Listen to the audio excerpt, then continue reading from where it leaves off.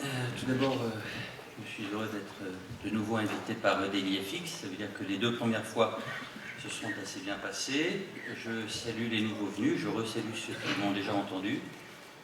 Après avoir parlé du QI, Quantitative Easing, on va parler à notre QI à nous, coefficient intellectuel. Rassurez-vous, ça va être beaucoup plus simple que l'analyse fondamentale. J'ai coutume de dire que l'analyse technique, ça consiste à surfer sur des vagues, et si vous avez déjà vu des surfeurs, ce ne sont pas des prix Nobel de géographie. Les gens comme les autres, mais en analyse fondamentale, vous avez les prix Nobel d'économie, en trading, vous avez des surfeurs.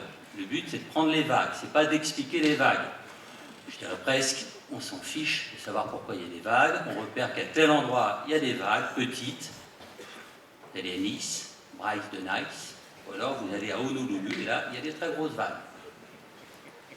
Donc, nous allons apprendre, là encore, vous allez le voir dans quelques instants, à repérer certains moments particuliers, avec des outils assez peu connus.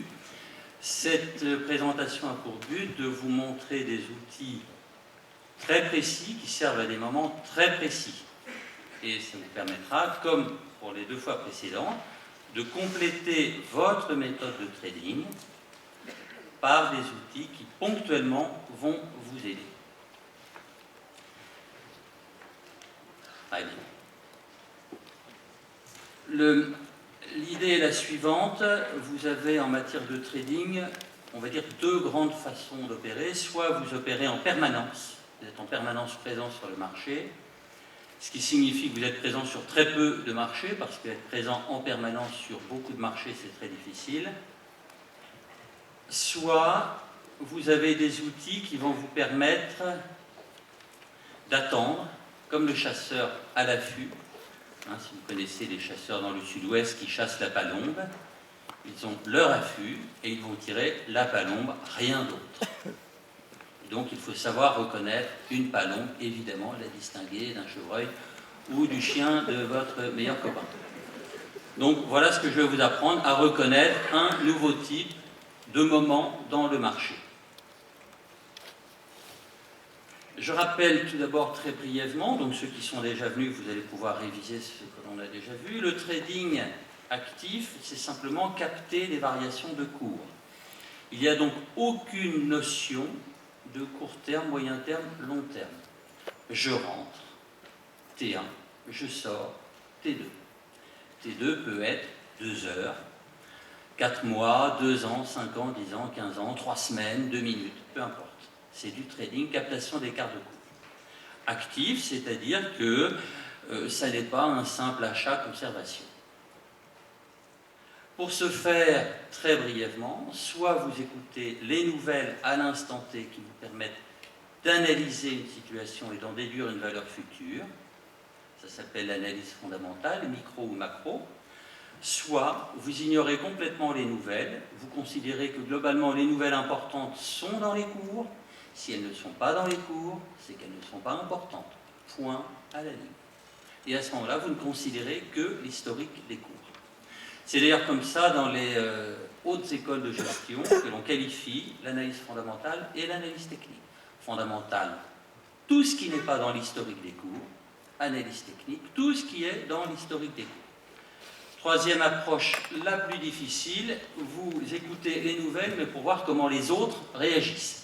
Donc vous vous spécialisez en morphopsychologie, en physiognomonie, pour dire attention comment les autres vont recevoir telle ou telle nouvelle. Très compliqué. Certains le font, il y en a qui ont essayé, ils ont eu des problèmes. Donc très peu réussi, ça c'est vraiment pas fait pour tout le monde. Je privilégie l'analyse technique parce que c'est le plus rapide pour se former. Faites des études, je salue au passage les étudiants qui sont là, ils auront un point de plus. Faites des études, ça prend 5 ans, 6 ans, 7 ans, parce qu'on a des amoureux des études qui ont tendance à rester. Au bout de 7 ans, vous êtes un junior en gestion. En analyse technique, si vous travaillez sérieusement, vous mettez beaucoup moins de temps. Le coût de l'information, lui aussi, est bien meilleur marché. Comparé pour Real Time et Bloomberg et Reuters, vous serez très vite fixé. la sensibilité des conclusions. Quand vous vous plantez en analyse fondamentale, vous mettez 2-3 ans pour vous en rendre compte, à moins que votre banquier vous appelle pour vous dire que vous êtes ruiné. Avec l'analyse technique, on gère l'erreur dès le départ. Ça s'appelle des ordres stop. Donc, il n'y a pas photo. Pour à peu près 95% de la population, l'analyse technique, c'est un bon choix. Nous avions vu que l'analyse technique est une simple boîte à outils qui part des historiques et qui, après les avoir transformés en graphiques, utilise un certain nombre d'outils pour repérer des patterns. Nous parlerons un petit peu maintenant du trader, et j'ai ici la photo du plus célèbre trader au monde, il est décédé maintenant, c'est un Américain, Jesse Livermore. Donc le trader doit d'abord connaître la boîte à outils analyse technique, ensuite la maîtriser, attention, un petit peu de travail, et le plus dur, on en parlera quelques mots à la fin, avec la notion de coach, il doit se connaître lui-même. C'est là, pour la plupart d'entre nous, le point le plus difficile. Nous allons donc voir aujourd'hui un outil très précis. Alors, cet outil fait partie d'un ensemble d'outils. En fait, je combine des outils très peu utilisés, connus, vous allez voir, mais peu utilisés. Et nous allons exploiter une relation complexe sur les marchés financiers. Et justement, parce qu'elle est complexe, beaucoup ont du mal avec ces outils. La plupart du temps, vous allez utiliser des outils qui combinent, enfin qui regardent l'évolution des prix. Est-ce que le prix monte, est-ce que le prix baisse, de combien? Moyenne mobile, figure chartiste, indicateurs, oscillateurs et autres outils. Je vous parle surtout des prix. Mais ce qui est assez peu exploité à fond, c'est la relation entre le temps et les prix. C'est pour ça que j'étais très heureux tout à l'heure d'entendre Adrian nous parler des bulles. En fait, à certains moments donnés, une bulle, c'est justement cette relation temps-prix qui commence à prendre une tournure assez peu usuelle. Vous avez des cracks à la hausse, vous avez des cracks à la baisse. C'est-à-dire qu'un crack, c'est un moment où le temps s'affole. Donc, qu'est-ce que nous avons comme outil pour évoluer, pour étudier le temps et le prix? Je rappelle qu'on parle tous de la même chose, qu'on a tous la même chose présente à l'esprit. Il y a 3 types de tendances, ou plutôt 2 tendances directionnelles, la hausse et la baisse, et une tendance latérale. Et chaque tendance est composée d'oscillations.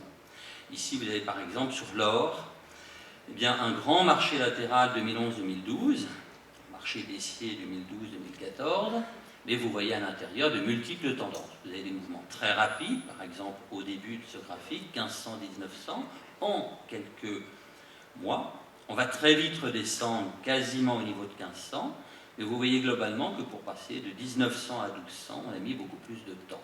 Mouvement rapide, mouvement lent, marché essentiellement en évolution latérale. On peut zoomer un petit peu, simplement en regardant par exemple sur un mois. Là encore, on va retrouver la même chose, puisque quelle que soit votre unité de temps, quel que soit le zoom que vous pouvez faire, c'est toujours la même chose. C'est l'avantage avec l'analyse technique. On va retrouver un marché qui peut chuter un petit peu brutalement, remonter aussi vite, et avec tout un tas d'oscillations, vous faire un long moment latéral tout au long de ce mois de novembre 2012. Et si je regarde par exemple après, c'est pareil. Décembre 2012, la même chose, beaucoup d'évolutions par palier, donc des évolutions latérales là encore. Et l'outil temps-prix va nous servir spécialement dans les évolutions latérales ou dans les retracements. Après la baisse rapide de début janvier 2013, une longue hausse qui nous ramène au point de départ, donc avec ces fameux retracements. On a des mouvements qui peuvent être de lente glissade, parfois très pénibles d'ailleurs à vivre, à l'intérieur desquels, si vous prenez une unité de temps plus petite, vous allez voir des longs mouvements latéraux, horizontaux. Là encore. Donc abordons l'outil. En fait, ces outils proviennent d'un auteur à la fois connu, mais qui est très controversé, très complexe, qui rebute un peu. Il s'agit de l'américain, donc fin 19e et milieu 20e, William Gann. Alors, il a écrit quelques ouvrages, je ne sais plus, 7 ou 8 à peu près, une foule d'outils. On a du mal à faire le lien c'est parfois très filandreux.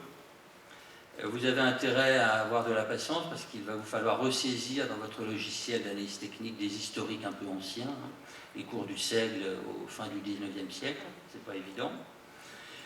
Et donc sans lien apparent, ce qui fait que la plupart d'entre vous, par exemple dans les outils FXCM, vous voyez Gann, vous dites tiens, il y a des retracements de Gann, bon, pourquoi prendre Gann, pourquoi pas prendre Fibonacci. Et d'autres outils encore de Gann, où vous vous demandez, c'est très joli, c'est géométrique, mais comment régler l'outil? Donc, par exemple, voilà l'un de ces livres, hein, je vous conseille de ne pas l'acheter, ça ne sert strictement à rien, vous avez 6 mois à perdre. D'ailleurs, il est très dur à trouver, je vous rassure, il est très très dur à trouver, mais néanmoins, c'est inutile. Complètement filandreux, complètement filandreux. Donc, mais je l'ai lu, hein, ouais, j'ai un petit peu de mal à le lire, mais néanmoins, je l'ai lu. Et je suis resté un certain nombre d'années à me demander que faire des outils de Gann. Alors le premier outil, retracement, apparemment c'est simple, des seuils en huitièmes, un huitième, deux huitièmes, trois huitièmes, ainsi de suite, jusqu'à 8 huitièmes. Et l'usage est assez classique. C'est-à-dire qu'on va avoir, par exemple ici, une belle tendance baissière jusqu'à la moitié du graphique, et le marché remonte, donc je pose simplement les retracements. Et là, je prie très fort pour que le marché ait la gentillesse de buter sur tel ou tel de ces retracements. Et alors? Premier outil. Deuxième outil connu, là encore entre guillemets, parce qu'il est connu mais il laisse beaucoup de gens perplexes, les droites, cet ensemble de droites qu'on appelle les fan lines, l'éventail, avec cette notion ésotérique de la droite 1 par 1, qui signifie qu'il y aurait donc une unité de temps pour une unité de prix et ou une unité de prix pour une unité de temps. Voilà par exemple une unité de temps et le marché va baisser d'une unité de prix. Comment choisir l'unité de temps et l'unité de prix? Là, mystère. C'est un peu le problème. Et on obtient la droite 1 par 1. Et du coup, Gann va décomposer, il va créer des droites où le prix évolue 2 fois plus vite. La droite 1 par 2. 2 par 1, pardon, ou au contraire, pour la même unité de temps, les évolutions sont 2 fois plus fortes. 2 par 1, 3 par 1, ainsi de suite. Donc, voyez-vous, on a un ensemble de droites. Et le problème, c'est que si vous avez pris le mauvais angle, ça ne va pas du tout donner la même chose. Alors, comment régler? Là, j'ai juste mis 2 choix possibles. Vous vous dites, ben, j'aimerais bien que Gann m'aide, et Gann ne vous aide pas. Chercher, alors ils ont peut-être arraché les pages. Dans certains ouvrages, on vous dit oui, alors Gann a passé la moitié de sa vie à faire fortune, l'autre moitié de sa vie à vendre sa méthode, mais il ne vendait que la moitié de la méthode pour que les gens reviennent au stade. Technique éprouvée pour lui et éprouvante pour les auditeurs. Et aucun ouvrage ne vous donnera de clés précises. Donc, comme j'aime pas ce genre de situation, ben, j'ai décidé de me créer ma propre lecture des outils de Gann. A priori, j'ai le droit, encore ce droit. Donc, profitons-en. Alors, voilà ce que je vais faire. L'éventail de Gann, j'ai envie qu'il me donne assez vite de l'information. C'est toujours le problème. Je vais sacrifier un petit peu une partie du passé pour pouvoir m'en servir sur une partie du temps qui reste à ma disposition. Donc je vais associer les retracements avec l'éventail de Gann. Une fois que j'ai trouvé une oscillation que le marché est en train de retracer, eh bien, je vais faire cette association en considérant brutalement, on verra comment je valide cette association, que la tendance qui va être retracée, eh bien, c'est ma droite 1 par 1. Voilà. Et à partir de là, du coup, le marché va me fournir toutes les droites suivantes. Comment est-ce qu'on peut se servir de ce choix? Eh bien, on va chercher si à certains moments donnés, donc les conjonctions niveau de retracement avec ces droites temps prix fonctionnent. C'est-à-dire, est-ce qu'à ces moments-là, il se produit des choses agréables, sympathiques? Donc, ma première validation va être de rechercher si ça fonctionne de cette façon. Vous allez me dire, ça arrive très tard. Oui, ça n'arrive jamais trop tard. Il faut toujours arriver à un moment donné et nous servir ultérieurement. Donc, il ne faut pas être pressé. Je vous rappelle, pour faire du bon trading, il faut être comme un Corse. On travaille le moins possible et le plus efficacement possible. D'ailleurs, à titre personnel, le meilleur trader que je connaisse est un Corse. Alors, je vais aussi valider mes niveaux de retracement en regardant dans le passé si le marché avait comme anticipé ces niveaux et s'il y a eu des retournements significatifs. Donc, fort de cette méthodologie, qu'ici j'avais tracé un peu à la hussarde, je vais vous montrer comment on fait ça un petit peu. Donc, vous surveillez le début d'un retracement. Je vais faire une petite entorse à Gann, mais paix à son âme, il est mort en 1955, donc a priori, il va me fiche la paix. Je vais poser l'ensemble des retracements, Gann et Fibonacci. Dao, vous pourriez même aussi, c'est pas obligatoire. Donc, réexécutons nos 3 étapes. J'ai une tendance baissière et à partir d'un certain moment, je vois le marché remonter. Je vais vous dire à quel moment précisément. Parce qu'évidemment, quand le marché arrive à la fin de cette baisse, je ne sais pas encore qu'il va repartir à la hausse.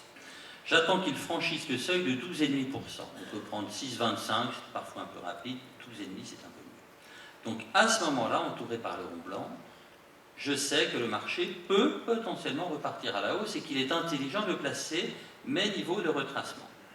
Gann et Fibo, 23,6 et 25. Ensuite, on va avoir le 37,5 et le 38,2. Ensuite, 50 qui est valable pour les 3 familles de retracement, Dao, Gann et Fibonacci. On va trouver ensuite le 61,8 et le 62,5. Tout ça, vous les avez dans les plateformes, attention, vous n'avez pas besoin de noter par cœur tout ceci. Et puis enfin, 75%, 76,4. Parfois même, on mettra le 87,5, 7/8e de Gann.